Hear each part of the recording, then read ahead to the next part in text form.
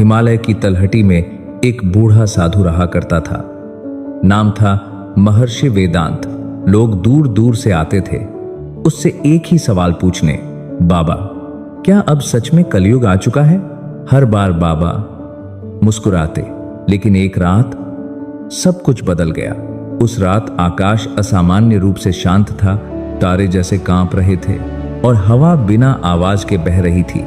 तभी बाबा की कुटिया के सामने एक अजीब रोशनी प्रकट हुई।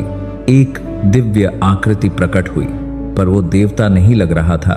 उसकी आंखों में उदासी थी और आवाज में गहराई। वो था कालपुरुष।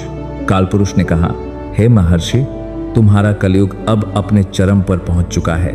बाबा ने पूछा, पर लोग तो कह रहे हैं कि विज्ञान बढ़ रहा है, तरक्की हो रही है। कालपुरुष हंसा, तरक्की?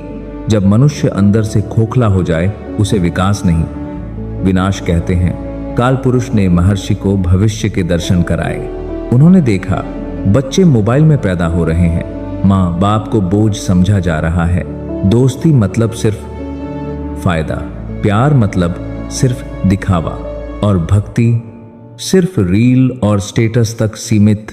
लोग भगवान को नहीं, लाइक्स और व्यूज को पूज रहे थे। कालपुरुष बोला, हमने इंसान को नहीं बदला, इंसान ने खुद को बदला। वो दिखाने लगा कैसे लालच ने इंसान से उसकी आत्मा छीन ली, कैसे अहंकार ने रिश्ते जला दिए, कैसे वासना ने पवित्रता को मार डाला और कैसे डर ने सच्चाई से दूर कर दिया। बाबा कांपते हुए बोले, तो क्या सब कुछ खत्म हो जाएगा? कालपुरुष ने बहुत शांत स्वर में उत्तर दिया, कलयुग का अंत तब नहीं होगा जब धरती फटेगी या आकाश गिरेगा। असली अंत तब होगा जब इंसान के भीतर से इंसानियत मर जाएगी। महर्षि ने पूछा, तो क्या कोई उपाय नहीं? कालपुरुष ने पहली बार माथे पर तेज लाया और कहा, उपाय है, और वो बहुत छोटा सा है।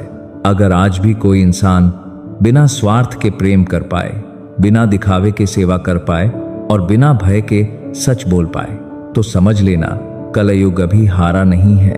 अगली सुबह लोगों ने देखा महर्षि वेदांत की कुटिया खाली थी, लेकिन उसकी जगह एक पत्थर पर लिखा था। महर्षि के गायब होने के बाद पूरा गांव डर में था।